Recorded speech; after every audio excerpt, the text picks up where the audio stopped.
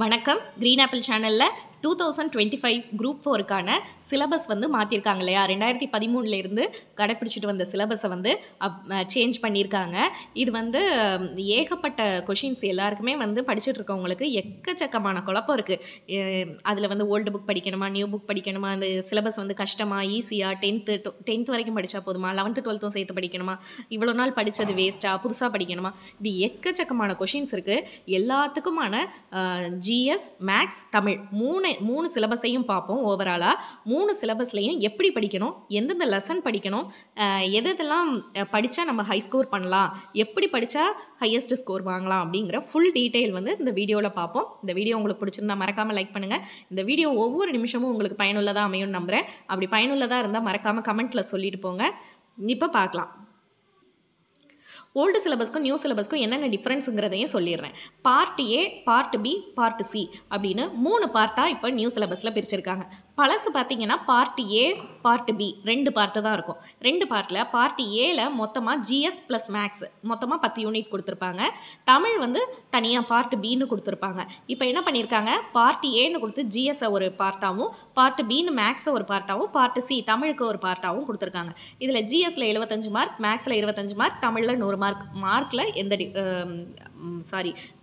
தமிழில் 100 கொஷின்ஸில் எந்த மாற்றமும் கிடையாது. அப்படியே தான் அந்த கவுண்டிங் கொடுத்துருக்காங்க. அடுத்து பார்த்தீங்கன்னா ஜிஎஸ்ஸை ஃபஸ்ட்டு பார்த்துடலாம். ஜிஎஸ்ல எந்தெந்த யூனிட்டில் என்னென்ன கொடுத்துருக்காங்க, எந்தெந்த லெசன் நம்ம ஃபஸ்ட்டு படிக்கணும், எந்தெந்த யூனிட் ஃபஸ்ட்டு படிக்கணும், எல்லாத்தையுமே விளக்கமாக பார்த்துடலாம். ஃபஸ்ட்டு பார்த்தீங்கன்னா பார்ட் ஏல உள்ள மொத்தம் ஜிஎஸ்ல மொத்தம் 10 யூனிட், அதாவது 10 யூனிட் கொடுத்துருந்தாங்க. இப்போ அதை வந்து 6 யூனிட்டாக மாற்றிட்டாங்க. முதல் யூனிட்டில் என்ன கொடுத்துருக்காங்கன்னா சயின்ஸில் மொத்தம் எத்தனை கொஷின் கேட்பாங்கன்னா 5. முன்னாடியெல்லாம் என்ன பண்ணுவோம், சயின்ஸில் வந்து 10 கொஷினும் கேட்கலாம், 15 கொஷினும் கேட்கலாம், எத்தனை வேணாலும் கேட்கலாங்கிற குழப்பத்தோடு போவோம். ஆனால் இப்போ அப்படி கிடையாது. சயின்ஸை பொறுத்த வரைக்கும் 5 கொஷின் தான் அப்படின்னு கிளியர் கட்டாக சொல்லிட்டாங்க. யூனிட் 2 பொறுத்த வரைக்கும் ஜியாகிரஃபியில் 5 கொஷின். யூனிட் 2 வந்து ஜியாகிரஃபி தான் 5 கொஷின். இந்த பார்ட் ஏவில் உள்ள ஜென்ரல் ஸ்டடீஸில் சிலபஸ் ஒன்றுமே மாறலைங்க. சிலபஸ் எல்லாம் எதுவும் மாறல. அந்த பழைய நீங்கள் வந்து சிலபஸ் வைஸ் படி நீங்கள் 6th 12th வரைக்கும் இந்தந்த லெசன் இருக்குது, இந்தந்த ஸ்டாண்டர்டில் இந்தந்த லெசன்னு குறிச்சிருப்பீங்களா, அதே தான் நீங்கள் முன்னாடி படித்ததை அப்படியே தான் படிக்க போகிறீங்க. ஆனால் எதுக்கு இம்பார்ட்டன்ஸ் கொடுத்து படிக்கணும், எதை வந்து கம்மி இம்பார்ட்டன்ஸ் கொடுத்து படிக்கணும் அப்படிங்கிறது தான் மாறி இருக்கு. ஏன்னா கொஷின்ஸ் வந்து கொஞ்சம் கம்மியாக கூட குறைச்ச கேட்டிருக்காங்க. அதை தான் நான் இப்போ சொல்ல போகிறேன். ஜியாகிரஃபியில் 5 கொஷின். அடுத்து யூனிட் 3ல் வந்து ஹிஸ்ட்ரியையும் ஐஎன்எம்மையும் சேர்த்துட்டாங்க. போன வருஷம் 2024 கொஷினை பொறுத்த வரைக்கும் ஹிஸ்ட்ரியிலேயே வந்து ஒரு 11 கொஷின், ஐஎன்எம்மில் 10 கொஷினுக்கு மேலே 10 கொஷின் கொடுத்துருந்தாங்கன்னு நினைக்கிறேன். ஆனால் இப்போ பாருங்கள், ஹிஸ்ட்ரி ஐஎன்எம் ரெண்டும் சேர்த்தே வந்து 10 கொஷின் தான். அடுத்து வந்து இந்தியன் பாலிட்டியை பொறுத்த வரைக்கும் 15 கொஷின். 4th யூனிட்டில் இந்தியன் பாலிட்டியை பொறுத்த வரைக்கும் 15 கொஷின் கேட்குறாங்க. ரொம்ப இம்பார்ட்டன்ட். அடுத்து யூனிட் 5ல் இந்தியன் எக்கனாமி, தமிழ்நாடு அட்மினிஸ்ட்ரேஷன் 2ஐயும் சேர்த்துருக்காங்க. அதாவது யூனிட் பழசு வந்து யூனிட் 6, யூனிட் 9 2ஐயும் சேர்த்து எப்படி கொடுத்துருக்காங்க, யூனிட் 5ஆக கொடுத்துட்டாங்க. இதில் மொத்தம் 20 கொஷின் கேட்குறாங்க. ரொம்ப இம்பார்ட்டண்டான யூனிட். அடுத்து யூனிட் 6ல் பொறுத்த வரைக்கும் பழசு யூனிட் 8 இருக்கு இல்லையா, பழைய 2024 சிலபஸில் உள்ள யூனிட் 8 இருக்கு இல்லையா, அது அப்படியே யூனிட் 6ஆக கொடுத்து அதில் 20 கொஷின்னு கேட்டுட்டாங்க. அப்படின்னா வந்து நீங்கள் ஃபஸ்ட்டு எந்தெந்த யூனிட் இதில் படிக்கணும் அப்படின்னா இம்பார்ட்டன்ஸ் கொடுத்து 4th, 5th, 6th அந்த 3 யூனிட்லையுமே மொத்தம் 6 யூனிட். 6 யூனிட்டில் 3 யூனிட்லேருந்து 55 கொஷின்ஸ் வந்துடுது. 75 கொஷினில் 55 கொஷின்ஸ் வந்துடுது. எனக்கு வந்து நான் வந்து சயின்ஸ் ஸ்டூடெண்ட், அதனால எனக்கு வந்து சயின்ஸ் தான் நல்லா வரும். அதனால நான் ஃபஸ்ட்டு சயின்ஸை படிச்சுக்கிறேன், அப்புறம் வந்து நான் வந்து ஹிஸ்ட்ரியை படிச்சுக்கிறேன் அப்படியெல்லாம் சொல்லக்கூடாது. நம்ம என்ன ஸ்டூடெண்ட்டாக இருந்தாலும் சரி, நாம் வந்து எதில் அதிகமான கொஷின் கேட்குறாங்க, எதில் ஹை ஸ்கோர் பண்ண முடியும்னு பார்த்து தான் படிக்கணும். அதை விட்டுட்டு நான் சயின்ஸை ஃபஸ்ட்டு படிக்கிறேன்னா அது ஒரு பெரிய கடல். அதுலேருந்து முடிச்சுட்டு வெளியில் வரதுங்கிறது பெரிய விஷயம். அதனால நீங்கள் 4th, 5th, 6th யூனிட்டை ஃபஸ்ட்டு படிங்க, 3rd யூனிட்டை அடுத்து படிங்க. அதை முடிச்சிட்டிங்கன்னா 4th யூனிட், அதை முடிச்சுட்டு வந்து 1st யூனிட்டை படிங்க. 1st யூனிட்டில் பொறுத்த வரைக்கும் 5 கொஷின். இதில் வந்து எந்தெந்த லெசன்ஸ் படிக்கணும் அப்படிங்கிறது ரொம்ப இம்பார்ட்டன்ட். 2024 கேட்டதை ஒரு மாடல் உங்களுக்கு காமிக்கிறேன். 2024 இப்போ வந்து ஜியாகிரஃபியை பொறுத்த வரைக்கும் 6th 12th வரைக்கும் ஒரு குறிப்பிட்ட லெசனில் வந்து உங்களுக்கு வந்து படிக்கணும் அப்படின்னு நோட் பண்ணியிருப்பீங்க. ஆனால் கேட்டது 4 கொஷின், ஜாகிரஃபிலேருந்து வந்த கொஷின் 4. 4ல் அவங்க 10th இருந்து மட்டுமே 4 கொஷினையும் கேட்டிருக்காங்க. ஓல்டு கொஷின் பேப்பர் எடுத்து பார்த்தீங்கன்னா பெரும்பாலும் ஜாகிரஃபி வந்து 10th இருந்து தான் கேட்குறாங்க. அதனால நீங்கள் வந்து 6th இருந்து 12th வரைக்கும் ஜாகிரஃபி ஃபுல் டாப்பிக்கையும் முடிச்சுட்டு தான் நான் அடுத்து ஹிஸ்ட்ரிக்கு போவேன், ஹிஸ்ட்ரியை முடிச்சுட்டு தான் அடுத்து சயின்ஸ், அப்படி கிடையாதுங்க. நீங்கள் வந்து ஜிஎஸை பொறுத்த வரைக்கும் நான் இப்போ கொடுத்துருக்கேன் இல்லையா லெசன்ஸ், இதை ஃபஸ்ட்டு படிங்க. History, geography, polity, economy, INM முடிச்சுட்டு சயின்ஸில் நான் சொல்கிற ஸ்டாண்டர்ட்ஸை ஃபஸ்ட்டு படிங்க. நீங்கள் எல்லா எக்ஸாம்லையுமே எடுத்து பார்த்தீங்கன்னா ஒரு குறிப்பிட்ட இப்போ சயின்ஸ்னு எடுத்துக்கிட்டால் ஒரு குறிப்பிட்ட ஸ்டாண்டர்டில் மட்டும் ஹைலைட் பண்ணி எடுத்திருப்பாங்க. அதே மாதிரி பாலிட்டியை பொறுத்த வரைக்கும் ஒரு குறிப்பிட்ட ஸ்டாண்டர்டில் பார்த்தீங்கன்னா அதிகமான கொஷின்ஸ் கேட்டிருப்பாங்க. அந்த ஸ்டாண்டர்டுக்கு இம்பார்ட்டன்ஸ் கொடுத்து படிப்போம். அதை முடிச்சிட்டோம்னா அடுத்த லெவலுக்கு போகணும். ஓகேங்களா? இப்போ வந்து ஜாகிரஃபியில் 10th ஃபஸ்ட்டு முடிச்சிருங்க. 4 கொஷின் கேட்டிருக்காங்க, 4மே 10th கேட்டிருக்காங்க. ஹிஸ்ட்ரியில் 11th வந்து இம்பார்ட்டண்டான ஸ்டாண்டர்டு. ஏன்னு பார்த்தீங்கன்னா ஹிஸ்ட்ரியிலேருந்து வந்த கொஷினே 10, 10ல் 6 கொஷின் வந்து 11th கேட்டிருக்காங்க. சயின்ஸில் பார்த்தீங்கன்னா புக்கிலேருந்து கேட்ட கொஷின் 7, புக்கிலேருந்து கேட்ட கொஷினில் 7ல் 5 கொஷின் வந்து 10th இருந்தும் 8th இருந்தும் கேட்டிருக்காங்க. 8thலையும் ஃபுல்லாக இல்லைங்க, 8th 14th லெசன்லேருந்து மட்டும் 2 கொஷின், 10th இருந்து 3 கொஷின் கேட்டிருக்காங்க. அப்படின்னா பார்த்துக்கோங்க, அதுதான் இம்பார்ட்டன்ட். அடுத்து வந்து பாலிட்டியை பொறுத்த வரைக்கும் மொத்தம் 12 கொஷின், 12 கொஷினில் 7 கொஷின் பார்த்தீங்கன்னா 8th இருந்தும் 10th இருந்தும் கேட்டிருக்காங்க. அடுத்து எக்கனாமி பொறுத்த வரைக்கும் 9 கொஷின் புக்கில் இருந்து கேட்டிருக்காங்க. அந்த புக்கில் இருந்து கேட்டதில் 8 கொஷின் வந்து 10th இருந்தும் 11th இருந்தும் வந்திருக்கு.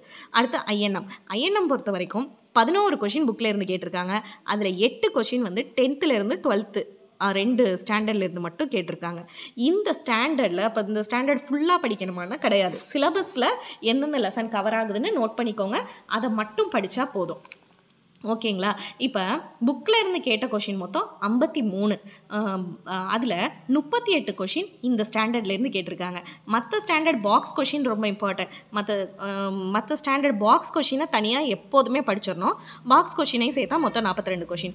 பாருங்கள், 53 கொஷினில் 42 கொஷின் இந்த லெசன்ஸ், இந்த குறிப்பிட்ட லெசனில் இருந்து மட்டுமே, இந்த ஸ்டாண்டர்டில் இருந்து மட்டுமே கேட்டிருக்காங்க. அப்படின்னா ஒவ்வொரு சப்ஜெக்ட்டுக்கும் எந்தெந்த ஸ்டாண்டர்ட் இம்பார்ட்டன்ட்னு பார்த்து படிங்க. 11 கொஷின் தான் மிச்சம் உள்ள மற்ற 6th 7th 8th 9th 10th எல்லாத்துலேருந்தும் கேட்டிருக்காங்க. அப்படின்னா இந்த ஸ்டாண்டர்ட்ஸை ஃபஸ்ட்டு முடிச்சுட்டு அடுத்தது வந்து மற்ற ஸ்டாண்டர்ட்ஸ் எல்லாம் படிக்கணும். அப்படின்னா நீங்கள் என்ன பண்ணுங்கள், யூனிட்டில் எது இம்பார்ட்டன்ட் அப்படிங்கிறத பாருங்கள். 6th unit, 5th unit, 4th unit. Okay, யூனிட்டில் அது இம்பார்ட்டன்ட். அப்புறம் ஸ்டாண்டர்டில் ஒவ்வொரு சப்ஜெக்ட்டுக்கும் எது இம்பார்ட்டன்ட்னு பார்த்து படிக்கிறீங்க. அடுத்தது வந்து பாக்ஸ் கொஷின், அடுத்து வந்து புக் பேக் கொஷின், அடுத்தது தான் மற்ற சப்ஜெக்ட், மற்ற ஸ்டாண்டர்ட்லாம் அப்படிங்கிற ஒரு புரிதலுக்கு வாங்க. அப்படி படிச்சிங்கன்னா நீங்கள் கண்டிப்பாக ஸ்கோர் பண்ணலாம். பொதுவாக நான் வந்து ஹிஸ்ட்ரி எடுத்தேன்னா ஹிஸ்ட்ரியை 6th இருந்து 11th வரைக்கும் முடிப்பேன், 12th வரைக்கும் முடிப்பேன், சயின்ஸ் எடுத்தேன்னா ஃபுல்லாக முடிப்பேன். அப்படி படிக்கிறவங்களை விட இப்படி யோசித்து படிக்கிறது தான் பெட்டரான ஆப்ஷன். சரி, ஓகே, இதில் எங்கேயுமே கரண்ட் அஃபேர்ஸை பற்றி ஒன்றுமே சொல்லலையே அப்படின்னு நீங்கள் நினைக்கலாம். அப்போ கரண்ட் அஃபேர்ஸ் கிடையாதா அப்படின்னு கேட்டால் கரண்ட் அஃபேர்ஸ் உண்டு. எந்தெந்த யூனிட்னு பார்த்தீங்கன்னா யூனிட் 1, யூனிட் 2, யூனிட் 4, யூனிட் 5 அந்த சிலபஸ் கொடுத்துருக்காங்கல்ல, அதில் முடிகிறப்ப கரண்ட் அஃபேர்ஸுங்கிற வார்த்தை வந்திருக்கும். அப்படின்னா என்ன அர்த்தம்னா, சயின்ஸ் ரிலேட்டடாக கரண்ட் அஃபேர்ஸில் என்ன நடந்திருக்கோ அது வந்து சயின்ஸில் அந்த கொஷின் கேட்கலாம். ஜாகிரஃபி ரிலேட்டடாக என்ன கரண்ட் அஃபேர்ஸ் அந்த நேரத்தில் நடந்திருக்கோ அதை வந்து ஜாகிரஃபி கொஷினோட கேட்பாங்க. அடுத்து வந்து யூனிட் 4ல் கரண்ட் அஃபேர்ஸ்னு லாஸ்ட்டாக முடிச்சிருப்பாங்க. அப்படின்னா இப்போ இந்தியன் பாலிட்டி ரிலேட்டடாக உள்ள கரண்ட் அஃபேர்ஸ் இந்தியன் பாலிட்டி கொஷினோட கேட்பாங்க. Indian economy plus Tamil Nadu administration ரிலேட்டடாக உள்ள கரண்ட் அஃபேர்ஸை அந்த கொஷினோட கேட்பாங்க. அப்போ கரண்ட் அஃபேர்ஸ் உண்டு, அதுக்குன்னு தனியாக ஒரு டாப்பிக்காக கொடுக்காம இப்படி சேர்த்து கொடுத்துருக்காங்க. ஸோ சயின்ஸ் ரிலேட்டடாக, ஜியாகிரஃபி ரிலேட்டடாக அந்த கரண்ட் அஃபேர்ஸ் படித்து தான் ஆகணும். இதில் நிறையா கேட்பாங்களா, கொஞ்சமாக கேட்பாங்களா அப்படிங்கிறதெல்லாம் வந்து இனிமேல் நம்ம பார்த்தா தான் தெரியும். அதனால் கரண்ட் அஃபேர்ஸ் எப்போவும் நார்மலாக எப்படி படிப்போமோ அதே மாதிரி படிச்சுக்க வேண்டியது தான். ஒரு 10 கொஷினாவது நம்ம கரண்ட் அஃபேர்ஸ்லேருந்து எதிர்பார்க்கலாம் மினிமமாக. ஓகேங்களா? இப்போ ஜிஎஸை பொறுத்த வரைக்கும் ஒரு ஐடியா கிடச்சிருக்கும் உங்களுக்குன்னு நம்புகிறேன். அடுத்து வந்து பார்ட் பி மேக்ஸில் என்னெல்லாம் சேஞ்ச் பண்ணியிருக்காங்க, என்னென்ன டாப்பிக்லேருந்து எவ்வளோ கொஷின் கேட்குறாங்கன்னு பார்க்கலாம். மேக்ஸை பொறுத்த வரைக்கும் பார்ட் பியில் எந்த சேஞ்சுமே கிடையாது. மேக்ஸில் ஒரு எழுத்து, ஒரு வேர்டு கூட மாறலைங்க, அப்படியே தான் கேட்டிருக்காங்க. கொஷின் வந்து அந்த சிலபஸ் அப்படியே தான் இருக்குது. ஏற்கனவே எந்தெந்த நீங்கள் வந்து எப்படி ப்ரிப்பேர் பண்ணணும்னு முடிவு பண்ணியிருக்கீங்களோ மேக்ஸில் அதே மாதிரி ப்ரிப்பேர் பண்ணுங்கள். ஒரு சேஞ்சும் கிடையாது. ரீசனிங்க்கு கொஞ்சம் இம்பார்ட்டன்ஸ் கொடுத்து படிக்கணும், அவ்வளவுதான். மற்றபடியெல்லாம் வேறு எதுவுமே கிடையாது. இதை எப்படி கேட்டிருக்காங்கன்னா 25 கொஷின் தான் முன்னாடி மாதிரியே. யூனிட் 1 யூனிட் 2 அப்படின்னு 2ஆக பிரிச்சிருக்காங்க. பழைய சிலபஸில் என்ன பண்ணியிருப்பாங்கன்னு பார்த்தீங்கன்னா மொத்தமாக வந்து மொத்தமாக வந்து யூனிட் 10 இது வந்து யூனிட் 10ஆக இருக்கும். யூனிட் 10ல் வந்து இதை ஃபஸ்ட் ரோமன்னு கொடுத்துருப்பாங்க. ஃபஸ்ட் ரோமனில் simplification, percentage, HCF, LCM. Roman 2 அப்படின்னு போட்டு ratio and proportion. Roman 3 Roman letter 3ன்னு போட்டு simple interest, compound interest, area, volume, time and work. Roman letter 4 அப்படின்னு போட்டு logical reasoning, puzzle, dice, visual reasoning, alphanumeric reasoning, number series அப்படின்னு கொடுத்துருப்பாங்க. இப்போ அதை என்ன பண்ணியிருக்காங்க, யூனிட் 1ன்னு போட்டு இந்த சிம்பிளிஃபிகேஷன்லேருந்து டைம் அண்ட் ஒர்க்கை ஒரு பார்ட்டாக கொடுத்துட்டாங்க. அடுத்து யூனிட் 2ன்னு போட்டு லாஜிக்கல் ரீசனிங்லேருந்து நம்பர் சீரீஸ் வரைக்கும் ஒரு இதுவாக பார்ட்டாக கொடுத்துட்டாங்க. ஆப்டிடியூட், ரீசனிங் அப்படிங்கிற 2 தலைப்பில் கொடுத்துட்டாங்க. ஆப்டிடியூட்லேருந்து 15 கொஷின், ரீசனிங்லேருந்து 10 கொஷின் கொடுத்துட்டாங்க. அப்போ முன்னாடி எத்தனை கொஷின் கேட்டுக்கிட்டு இருந்தாங்க அப்படின்னு பார்த்தீங்கன்னா, எக்ஸாம்பிளுக்கு 2024 கொஷின் பேப்பரை எடுத்து 2024 நடந்த குரூப் 4 கொஷின் பேப்பரை எடுத்து பார்த்தீங்கன்னா ஆப்டிடியூடில் 19 கொஷினும், ரீசனிங்கில் 8 கொஷினும் கேட்டிருக்காங்க. இனிமேல் எப்படி கேட்க போகிறாங்க, ஆப்டிடியூடில் 15 கொஷின், ரீசனிங்கில் 10 கொஷின். அதனால் நீங்கள் ஏதாவது எக்ஸ்ட்ரா படிக்க போகிறீங்களா, கம்மியாக படிக்க போகிறீங்களா? கிடையாது. ரீசனிங்க்கு இம்பார்ட்டன்ஸ் கொடுத்து படிக்கணும். ஏன்னா முன்னாடியெல்லாம் வந்து எது வேணாலும் எப்படி வேணாலும் கேட்பாங்க. இப்போ ஆப்டிடியூடில் 5 கொஷின் கூட கேட்பாங்க, ரீசனிங்கில் 5 கொஷின் கூட கேட்பாங்க. கேட்டு ஆப்டிடியூடில் 20 கொஷின் கேட்பாங்க. இப்போ அப்படியெல்லாம் கிடையாது. ஆப்டிடியூடுக்கு 15, ரீசனிங்க்கு 10. ஸோ ரீசனிங்க்கு கொஞ்சம் இம்பார்ட்டன்ஸ் கொடுத்து படிக்கணுங்கிறது மட்டும்தானே தவிர மேக்ஸை பொறுத்த வரைக்கும் வேறு எந்த சேஞ்சும் கிடையாது. நீங்கள் படிக்கிறபடியே படிக்கலாம். சரி, மேக்ஸில் நான் எப்படி படிக்கிறது அப்படின்னா, ஓல்டு சிலபஸ் கொஷின் பேப்பர் ரொம்ப முக்கியம். அதை சால்வ் பண்ணி படிக்க ஆரம்பிங்க. அடுத்து வந்து ஒவ்வொரு வந்து சிம்பிளிஃபிகேஷன், இந்த ஆப்டிடியூடில் பொறுத்த வரைக்கும் உள்ள எல்லா தலைப்புகளுமே புக்கில் இருக்குது. 6th to 10th புக்கில் இருக்குது. அந்தந்த தலைப்பு சிம்பிளிஃபிகேஷன் எந்தெந்த ஸ்டாண்டர்டில் எந்தெந்த பேஜ் நம்பரில் இருக்குது அப்படிங்கிறத நோட் பண்ணி வச்சுக்கோங்க. நோட் பண்ணி வச்சுக்கிட்டு படிங்க. அதே மாதிரி பர்சன்டேஜில் எந்தெந்த ஸ்டாண்டர்டில் எந்தெந்த பேஜ் நம்பரில் இருக்குதுன்னு நோட் பண்ணி வச்சுக்கோங்க. அந்த எடுத்துக்காட்டு சம்ஸை சால்வ் பண்ணி படிங்க. அது போதும். ஓகேங்களா? அது படித்தாலே போதும். க்ரீன் ஆப்பிள் சேனலில் மேக்ஸுக்கு இம்பார்ட்டன்ஸ் கொடுத்து இனிமேல் எனக்கு மேக்ஸே வராது அப்படிங்கிறவங்களா இருந்தாலும் உங்களுக்கு எளிமையாக புரிகிறபடி சொல்லலான் இருக்கேன். அதனால் க்ரீன் ஆப்பிள் சேனலை ஃபாலோ பண்ணிக்கோங்க மேக்ஸ் கொஷின் வேணுங்கிறவங்க. அடுத்து பார்ப்போம். அடுத்து வந்து தமிழ், முக்கியமானது. சிலபஸ் சேஞ்ச் ஆகிடுச்சுங்கிறோம் இல்லையா? எதில் சேஞ்ச் ஆகிடுச்சுன்னு பார்த்தீங்கன்னா இதுதாங்க, தமிழில் தான் சேஞ்ச் ஆகிருக்கு. அப்படி என்னப்பா சேஞ்ச் ஆகிருக்கு அப்படின்னு பார்த்தீங்கன்னா, முன்னாடி இருக்க சிலபஸை பொறுத்த வரைக்கும் நம்ம 6th to 12th வரைக்கும் அட்டை டு அட்டை ஃப்ரண்ட் பேஜ்லேருந்து லாஸ்ட் பேஜ் வரைக்கும் அந்த அட்டை கொண்டும் படித்து மனப்பாடம் பண்ணால் போதும். 90+ வாங்கிடலாம் தாராளமாக. மனப்பாடம் பண்ணிக்கிட்டால் மட்டுமே போதும். அதை எந்தெந்த ஷார்ட்கட்டும் நம்ம சேனல்லையே நிறைய ஷார்ட்கட்ஸ் போட்டிருக்கோம். அந்த மாதிரி ஷார்ட்கட்டை வச்சே மனப்பாடம் பண்ணிட்டு போனால் கூட போதும். ஆனால் இனிமேல் அப்படி இல்லை. எப்படி மேக்ஸை நீங்கள் வந்து புரிஞ்சுக்கிட்டு ஃபார்முலாவை தெரிஞ்சுக்கிட்டு எந்த சம்முக்கு எந்த ஃபார்முலா அப்ளை பண்ணணும், இல்லை ஃபார்முலா இல்லாமலே இதை எப்படி ஷார்ட்கட்டில் சால்வ் பண்ணலாம் அப்படின்னாலாம் யோசிச்சு பண்ணுவீங்களோ அத்தனை விஷயங்களும் இனிமேல் தமிழுக்கு அப்படியே அப்ளை ஆகும். ஏன் அப்படின்னு சொல்கிறேன்னா, 85 மார்க்குக்கு கிட்டத்தட்ட பார்த்திங்கன்னா இலக்கணமே வருது. எவ்வளோ அறிஞர்கள், ஆனால் முன்னாடிக்கு இப்போ தமிழ் ஈஸின்னு தான் சொல்லணும். அதுவும் முக்கியமாக நான் ஸ்டார்டிங்லேருந்தே தமிழ் மீடியம் தான் படிச்சுட்ருக்கேன் அப்படிங்கிறவங்களுக்கு இந்த இது வந்து ஒரு நல்ல லக்குன்னே சொல்லலாம். இப்போ சிலபஸ் மாற்றிருக்கிறது ஒரு தரமான சிலபஸாக தேர்ந்தெடுத்திருக்காங்க. தமிழில் பொறுத்த வரைக்கும் மனப்பாடம் பண்ணி வர முடியாது, புரிஞ்சுக்கிட்டால் மட்டுமே வரலாம் அப்படிங்கிற மாதிரி தரமாக எடுத்திருக்காங்க. அதுவும் தமிழ் மீடியம் ஸ்டூடெண்ட்ஸ்க்கு ரொம்ப நல்லது. முக்கியமாக சில பேர் இங்கிலீஷ் மீடியத்தில் படிச்சுட்டு தமிழ் படிக்கலாம் அப்படின்னு சொல்லி வந்திருப்பாங்க. அந்த மாதிரி உள்ளவங்களுக்கெல்லாம் கொஞ்சம் தான் தமிழ் படிக்க தெரியும், எனக்கு அவ்வளவா இலக்கணம் வராதுங்கிறவங்களுக்கெல்லாம் கொஞ்சம் கஷ்டம் இது. ஆனால் அவங்களுமே வந்து ஒரு மேக்ஸ் மாதிரி நினச்சி இதை வந்து தெளிவாக புரிஞ்சுக்கிட்டு பண்ணிங்கன்னா ரொம்ப தெளிவாக இருக்கும். ரொம்ப ஈஸி. ஆனால் சிலபஸை பொறுத்த வரைக்கும் ரொம்ப ரொம்ப ரொம்ப எளிமையாக இருக்குது. நீங்கள் புரிஞ்சுக்கிட்டிங்கன்னா டக்குன்னு முடிச்சிடலாம். எப்படி முடிக்கலாம் அப்படின்னு பார்த்தீங்கன்னா, ஒன்றுக்கும் ஒன்றுமே இல்லைங்க. இப்போ வந்து 6th to 10th வரைக்கும் நீங்கள் வந்து பிரித்து எழுதுங்கன்னா அதுக்கு ஒரு நோட்ஸ் எடுத்தால் போதும். சேர்த்து எழுதுதல்னா நோட்ஸ் எடுக்கிறதுக்கு தான் டைமே தவிர அதை படிக்கிறதுக்கு 1 மணி நேரம் கூட ஆகாது. அந்தளவுக்கு சிம்பிளாக படித்து முடித்து தூக்கி போட்டு போயிடலாம். இப்போ அழகு 1ன்னு எடுத்திங்கன்னா 1 மணி நேரத்தில் முடிச்சிடலாம். நோட்ஸ் எடுக்கிறது மட்டும்தான். நோட்ஸ் மொத்தமாக நான் எடுத்துட்டேன்னா 1 மணி நேரங்கிறதே ஜாஸ்தி. அந்தளவுக்கு படிச்சுட்டு டக்குன்னு முடிச்சுட்டு தூக்கி போட்டு போயிடலாம். நீங்கள் வந்து மறக்குது பண்ணுதுங்கிறதுக்கெல்லாம் வேலை இல்லை. ஃபஸ்ட்டு ஸ்டார்டிங்கில் புரிஞ்சுக்க கஷ்டம், பட் புரிஞ்சுக்கிட்டிங்கன்னா முடிஞ்சு போயிடுச்சு அப்படின்னு தான் நான் சொல்லுவேன்.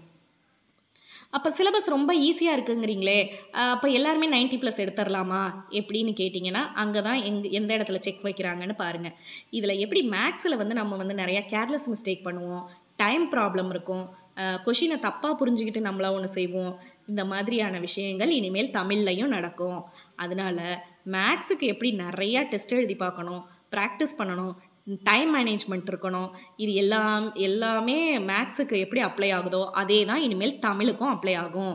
அதனால டெஸ்ட், ப்ராக்டிஸ், டைம் மேனேஜ்மெண்ட் எல்லாத்துக்கும் வந்து ப்ராக்டிஸ் பண்ணணும். டைம் மேனேஜ்மெண்ட், இந்த கேர்லெஸ் மிஸ்டேக் இல்லாமல் இருக்கணும். கொஷினை தப்பாக புரிஞ்சுக்கக்கூடாது. கேர்லெஸ் மிஸ்டேக் அதிகம் வரக்கூடாதுன்னா நீங்கள் திரும்ப ப்ராக்டிஸ் பண்ணுறது, டெஸ்ட் எழுதி பார்க்குறது தான் இனிமேல் தமிழில் வந்து மேஜரான விஷயம். ஓகே, இப்போ ஒவ்வொரு அழகுலையும் என்னென்ன மாதிரியான டாபிக் கொடுத்துருக்காங்க அப்படிங்கிறத பார்க்கலாம்.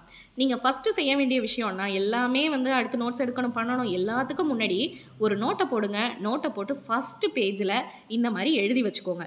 இதை பார்த்து அப்படியே கூட நோட்ஸாக எழுதி வச்சுக்கோங்க. எழுதி வச்சுக்கிட்டு எந்தெந்த டாப்பிக்கில் நோட்ஸ் எடுக்கிறீங்க அப்படிங்கிறதுக்கு பிரித்து எழுதுக வந்து நோட்ஸ் எடுத்துட்டிங்கன்னா ஒரு டிக்கு. அதே மாதிரி சேர்த்து எழுதுதலில் நோட்ஸ் எடுத்துட்டிங்கன்னா ஒரு டிக்கு. நீங்கள் படித்து தரவு பண்ணிட்டீங்க, எனக்கு வந்து தரவாக தெரியும் அப்படின்னா அதுக்கு ஏதாவது ஒரு சிம்பலை வச்சுக்கோங்க. இப்படி சிம்பிளை வச்சுக்கோங்க. நான் வந்து இல்லை தரவு இல்லை, கொஞ்சம் தான் படிச்சிருக்கேன், திரும்ப படிக்கணும்னா அந்த ஏதாவது ஒரு சிம்பிள் வச்சு பண்ணுங்கள். அவ்வளோதான். நீங்கள் வந்து நோட்ஸ் எடுக்கிறது மட்டுமே, நோட்ஸை எடுத்தீங்கன்னாலே போதும், அது படிச்சுட்டா தான் அர்த்தம். ஓகே, இப்போ ஃபஸ்ட்டு வந்து பிரித்தெழுதுதல். அழகு 1ல் 25 கொஷின். இந்த அழகு 1 வந்து ரொம்ப சிம்பிளான டாபிக் தான் எல்லாமே. பிரித்தெழுதுதல்னால் எல்லாருக்குமே தெரியும். அன்னக்கொடி அப்படின்னு இருக்குன்னா அன்னம் ப்ளஸ் கொடி அன்னக்கொடி, இதுதான் பிரித்து எழுதுறது. அடுத்து சேர்த்து எழுதுதல்னா அன்னம் ப்ளஸ் கொடின்னு இருக்கும், நம்ம வந்து அன்னக்கொடின்னு எழுதணும். அவ்வளோதான் சேர்த்து எழுது. சந்திப்பிழை நீக்குதல்னா என்ன? ஒன்றும் இல்லை, வல்லினம் மிகும் இடம், வல்லினம் மிகா இடம் தெரிஞ்சுக்கணும். எந்தெந்த இடத்துல வல்லினம் மிகும், எந்தெந்த இடத்துல வல்லினம் மிகாது அப்படிங்கிறது தெரிஞ்சுக்கிட்டால் நம்ம வந்து அதை ஈஸியாக போட்டுடலாம். இக்கு இச்சு எந்த இடத்துல வரும்னு தெரிஞ்சு அப்ளை பண்ணுறது தான். அடுத்து வந்து குறில் நெறில் வேறுபாடு அறிதல்.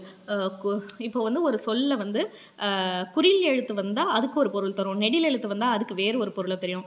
இப்போ வந்து பேங்கிறது வந்து குறில், பல் அப்படிங்கிறதுக்கு ஒரு பொருள், பால் அப்படின்னு எழுதுனா அதுக்கு வேறு பொருள்.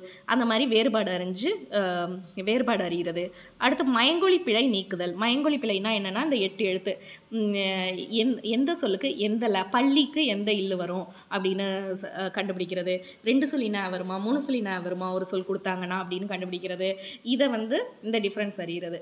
அடுத்து வந்து இதெல்லாம் எல்லாமே வந்து பேசிக்காக 6th 7thலேயே இருக்குது. இதுக்கான நோட்ஸ் எல்லாம் எங்கேயும் போக தேவையில்லை. இனவெழுத்துக்களை கறிதல். இன எழுத்துக்கள் அப்படின்னு பார்த்தீங்கன்னா 18 மெய்யெழுத்துக்கள் இருக்கு இல்லையா, அதுக்கு ஒவ்வொரு எழுத்துக்கும் ஒவ்வொரு இன எழுத்து இருக்கும். அந்த இன எழுத்துக்களை தெரிஞ்சுக்கிறது. அடுத்து சுட்டெழுத்துனா அ இ உ அப்படிங்கிறது சுட்டெழுத்து. இந்த டாபிக் எல்லாமே 6th 7thல இருக்குது. வினா எழுத்துக்கள் அப்படிங்கிறது 5 எழுத்து இருக்குது. அந்த எழுத்துக்களை தெரிஞ்சுக்கிறது. ஒருமை பன்மை அறிதல்னா மாடு வந்தது அப்படின்னு சொன்னால் தான் கரெக்டு. மாடு அவன் வந்தார்கள் அப்படின்னு சொன்னால் தப்பு. ஒருமை பன்மை தெரிஞ்சு எழுதுறது தான். இதெல்லாம் ரொம்ப சிம்பிளாக இருக்கும். அடுத்து வேர் சொற்கள் அறிதல். வேர் சொற்கள்னால் ஒன்றும் இல்லை, வேர் சொற்கள்ங்கிறது ரொம்ப இம்பார்ட்டண்டான டாபிக். பார்க்க போனால் என்னென்னா, சென்றான் அப்படிங்கிறதோட வேர்ச்சொல் என்ன அப்படின்னு கேட்பாங்க. செல் அப்படிங்கிறது தான் வேர்ச்சொல். அதை வந்து எந்த சொல் கொடுத்தாலும் அதோட வேர்ச்சொல் கண்டுபிடிக்கணும், அதை கண்டுபிடிச்சி எழுதுறது. அடுத்து வந்து வேர்ச்சொல் கொடுத்துருவாங்க அவங்களே, அதுலேருந்து ஒரு வினை முற்று கண்டுபிடி, இல்லைனா வினை எச்சத்தை எழுதுங்க, வினையாளனையும் பெயர் எழுதுங்க அப்படின்னு சொல்லுவாங்க. அதை நம்ம கண்டுபிடிச்சி எழுதுறது. அடுத்து வந்து பெயர்ச்சொல் வகைகள், வினைச்சொல். அடுத்து வந்து இதெல்லாம் உங்களுக்கு புக்லேயே டாபிக் இருக்குது. 2 வினை சொற்களின் வேறுபாடு அறிதல். இது வந்து புக்கில் டேப்லர் காலமாகவே கொடுத்துருக்காங்க. 2 வினை சொற்களின் வேறுபாடுகள் அறிதல். அடுத்து பார்த்திங்கன்னா பெயரச்சம் அறிதல்.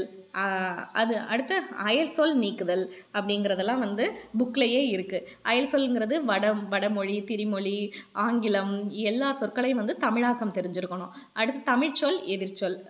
தமிழ் சொல்லுக்குரிய தமிழ் சொற்களில் வந்து எதிர்ச்சொல் கண்டுபிடிக்கிறது.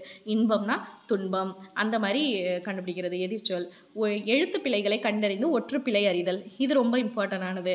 எழுத்து பிழைகளை கண்டறிதல், ஒற்றுப்பிழை அறிதல்னா அதே தான், இந்த இக்கு இச்சித்து இப்போ எங்கே வரும் அப்படிங்கிறத கரெக்டாக கண்டுபிடிச்சி போடணும். இது எல்லாமே ரொம்ப சிம்பிளான டாபிக் தான். இவ்வளோ தான் அழகு 1ல் கேட்டிருக்குது. இதை வரிசையாக எழுதிக்கோங்க. எது 6th-லேருந்து 10th வரைக்கும் தான். ஃபஸ்ட்டு நீங்கள் புரிஞ்சிக்க வேண்டியது 6th-லேருந்து 10th வரைக்கும் நீங்கள் நோட்ஸ் எடுங்க போதும். இப்போ ஒரு பிரித்து எழுதுகைக்கு நோட்ஸ் எடுக்கிறீங்கன்னு வச்சுக்கோங்களேன். 6th-லேருந்து 10th வரைக்கும் பிரித்து எழுதுக எங்கெல்லாம் பார்க்குறீங்களோ எல்லாத்தையும் தொகுத்து எழுதுங்க. எழுதிட்டு ஒரு 5 பக்கத்தை சும்மா விட்டுறணும். சும்மா விட்டுட்டு அடுத்து சேர்த்து எழுதுகைக்கு இல்லைன்னா சந்திப்பிழைக்கு போங்க.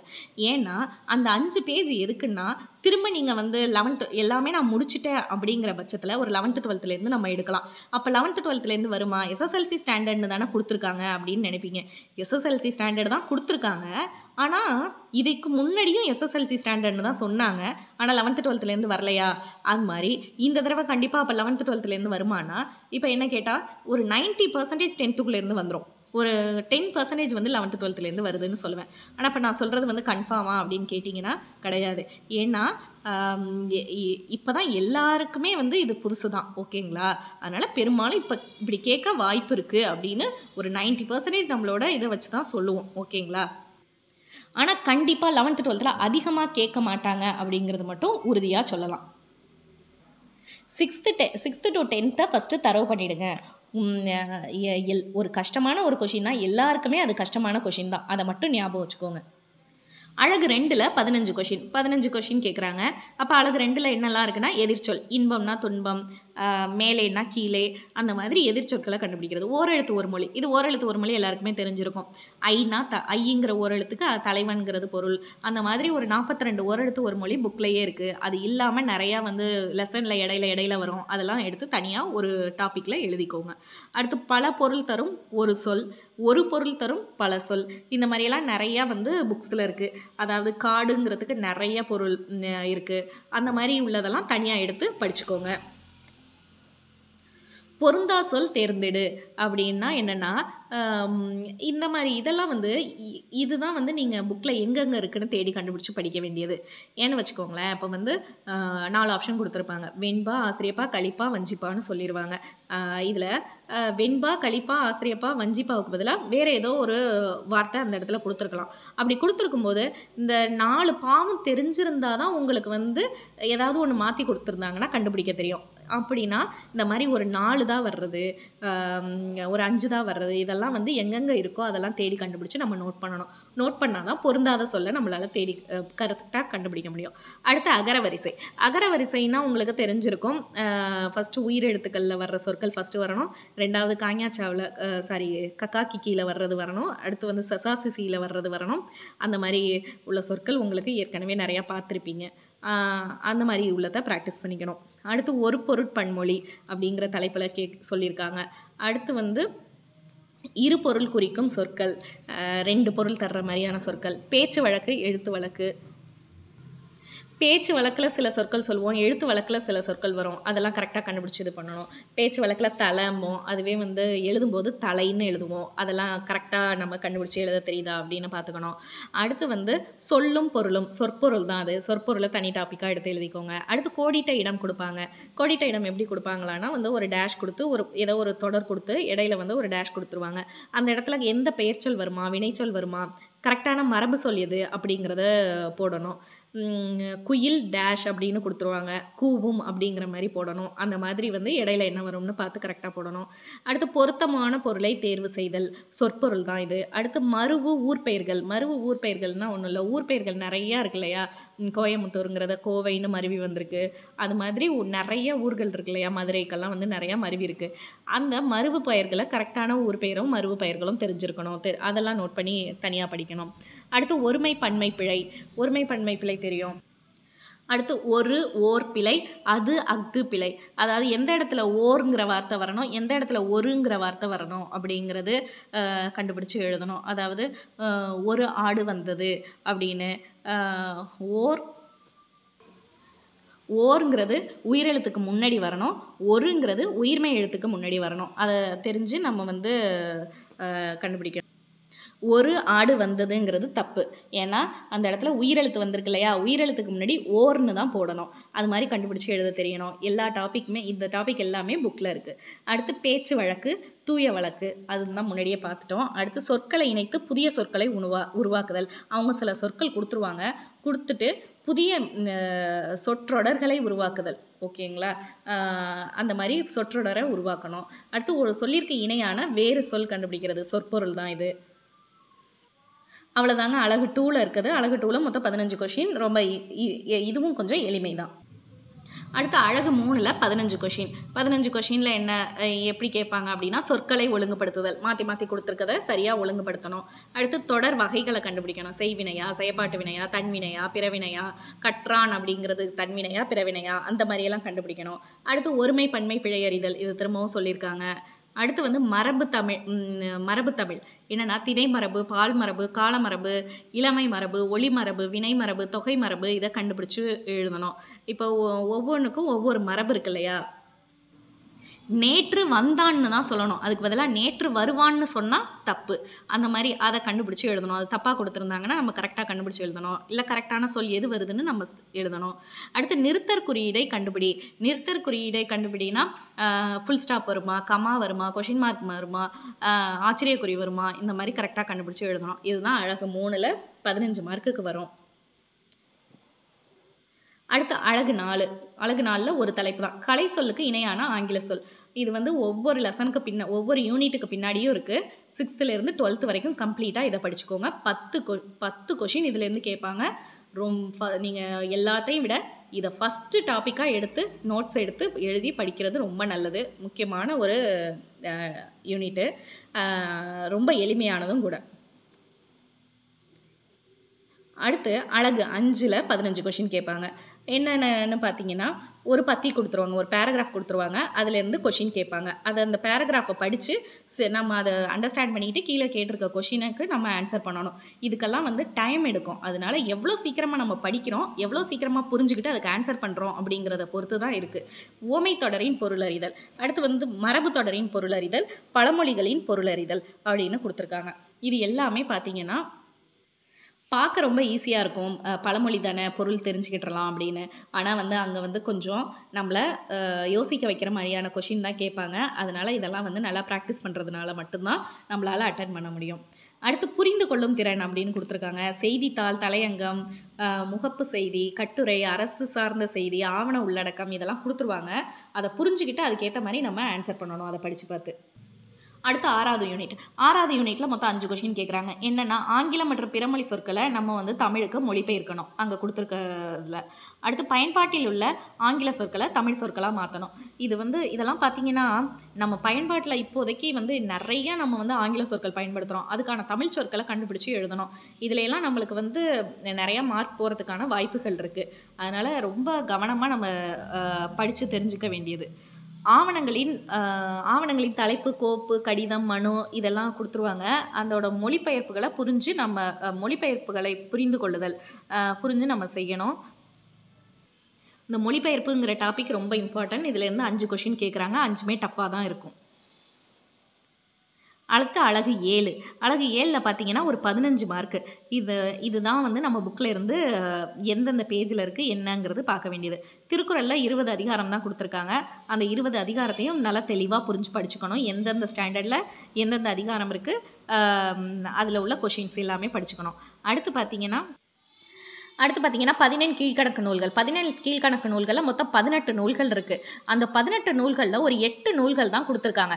என்னென்னா, நாலடியார், நான்மணி கடிகை, பழமொழி 400, முதுமொழி காஞ்சி, திரிகடுகம், இன்னா 40, சிறுபஞ்ச மூலம், ஏலாதி. இந்த நூல்கள் ரிலேட்டடான 6th to 10th வரைக்கும் எங்கெங்கே என் புக்கில் எந்தெந்த இடத்துல இருக்குது அதை எல்லாத்தையுமே நோட்ஸ் கலெக்ட் பண்ணிக்கணும், அதை படிச்சுக்கணும். முக்கியமாக இதில் வந்து 11th 12th முடிஞ்சால் கலெக்ட் பண்ணி படிச்சிடுறது நல்லது. அடுத்து ஔவையார் பாடல்கள் பாடல்கள்னு தலைப்பு கொடுத்துருக்காங்க. ஔவையார் பாடல்கள் பொறுத்த வரைக்கும் ஒரு 7 பாடல்கள் நம்ம புக்கில் இருக்குது. அதோட நோட்ஸ் எடுத்து படிச்சுக்கோங்க. அடுத்து தமிழின் தொன்மை மற்றும் சிறப்பு, திராவிட மொழிகள் தொடர்பான செய்தி. இது வந்து 9th இந்த 2 சம்பந்தமான லெசனும் இருக்குது. 9th படித்தாலே போதும். அடுத்து வந்து தமிழறிஞர்கள். தமிழறிஞர்கள் எக்கச்சக்கமான தமிழறிஞர்கள் இருக்காங்க. அதில் ஒரு 20 பேர் மட்டும் இங்கே கொடுத்துருக்காங்க. யார் யாருன்னா பாவேந்தர், நாமக்கல் கவிஞர் உவே சாமிநாதர், தேப்போ மீனாட்சி சுந்தரம், ஜி.யு.போ, வீரமாமுனிவர், பெருஞ்சித்திரனார், தேவநேய பாவாணர், சி. இலக்குவனார், டி.கே. சிதம்பரனார், குன்றக்குடி அடிகளார், கண்ணதாசன், காயிதே மில்லத், தாராபாரதி, பட்டுக்கோட்டை கல்யாண சுந்தரம், முடியரசன், தமிழொலி, கீவா ஜெகநாதன், உருத்திரங்கண்ணனார், வேலுநாச்சியார். இந்த 20 பேரை பற்றினோம் 20 பேர் பற்றியும் 6th இருந்து 12th வரைக்கும் எங்கெங்கெல்லாம் இவங்களை பற்றின நோட்ஸ் இருக்கோ மொத்தமாக கலெக்ட் பண்ணி அதை வச்சு படிக்கணும். இன்னொன்று நல்லா தெரிஞ்சுக்கோங்க, இந்த தலைப்புகள் கீழே இந்த அழகு 7 பொறுத்த வரைக்கும் எல்லாருமே வந்து மார்க் 15 மார்க்குங்கிறது சாதாரணமாக எடுத்துருவாங்க. அப்போ எந்த இடத்துல நம்மளுக்கு இடிக்கும்னு பார்த்தீங்கன்னா இலக்கணம் தான். மிச்சம் உள்ள இலக்கணத்தில் தான் நீங்கள் எடுக்க போகிற மார்க்கை பொறுத்து தான் நம்மளுக்கு வேலையே இருக்குதுன்னு சொல்லலாம். அதனால் இலக்கணத்தில் பொறுத்த வரைக்கும் அது வந்து கிட்டத்தட்ட மேக்ஸ் மாதிரி தான். எப்படி ஃபார்முலா அப்ளை பண்ணி நம்ம வந்து புரிஞ்சுக்கிட்டு அந்த நேரத்தில் வந்து கரெக்டாக செய்கிறோம், எந்த பதட்டம் இல்லாமல் கேர்லெஸ் மிஸ்டேக் இல்லாமல் கொஷினை தெளிவாக புரிஞ்சுக்கிட்டு செய்கிறோமோ அதே மாதிரி தான் மிச்சம் உள்ள அழகில் உள்ள எல்லா கொஷினுமே. டைம் இல்லைன்னு சொல்லாதீங்க, கேர்லெஸ் மிஸ்டேக் பண்ணக்கூடாது, கொஷினை தெளிவாக புரிஞ்சுக்கணும். அப்போ அதுக்கு பயிற்சி ரொம்ப ரொம்ப ரொம்ப முக்கியம். எந்த அளவுக்கு மேக்ஸை பயிற்சி பண்ணுவோமோ அதே அளவுக்கு இனிமேலுக்கு தமிழையும் பயிற்சி பண்ணணும். நம்மளுக்கு கஷ்டம்னா எல்லாருக்குமே கஷ்டம்தான், அதை மட்டும் தெளிவாக புரிஞ்சுக்கோங்க. அப்போ நம்மளை விட எக்ஸ்ட்ராவாக யார் பயிற்சி பண்ணுறாங்களோ அவங்களால மட்டும்தான் வேலைக்கு போக முடியும். அதனால இங்கே எவ்வளோ நேரம் நீங்கள் வந்து எடுத்து முயற்சி பண்ணி நீங்கள் படிக்கிறீங்க, ஒவ்வொரு நாளும் முக்கியம். நீங்கள் வந்து ஒவ்வொரு நாளையும் வேஸ்ட் பண்ணாதீங்க. இவங்க வீடியோ போடுவாங்க, அவங்க வீடியோ போடுவாங்க, இல்லை இவங்க நோட்ஸ் கொடுப்பாங்க, அவங்க நோட்ஸ் கொடுப்பாங்கங்கிறத விட சிலபஸ் உங்கள் கையில் இருக்குது, புக்ஸு உங்கள் கையில் இருக்குது. ஆட்டோமேட்டிக்காக உங்களால் முடிஞ்சதை பண்ண ஆரம்பிச்சிருங்க. அடுத்தவங்க தொகுத்து நோட்ஸ் கொடுக்கும்போது அதையும் யூஸ் பண்ணிக்கோங்க. அவ்வளவுதானே தவிர யாருக்காகவும் எதுக்காகவும் வெயிட் பண்ணாதீங்க, டைம் வேஸ்ட் பண்ணாதீங்க. நீங்கள் படிக்க ஆரம்பிக்கிறத ஆரம்பிச்சிருங்க. இன்னைக்கு ஒன்றும் படிக்க இல்லை அப்படிங்கிற மாதிரி எப்போதும் இருக்காதீங்க. இந்த வீடியோ உங்களுக்கு கண்டிப்பாக பயனுள்ளதாக அமைஞ்சிருக்கும்னு நம்புகிறேன். தேங்க்ஸ் ஃபார் வாட்சிங்.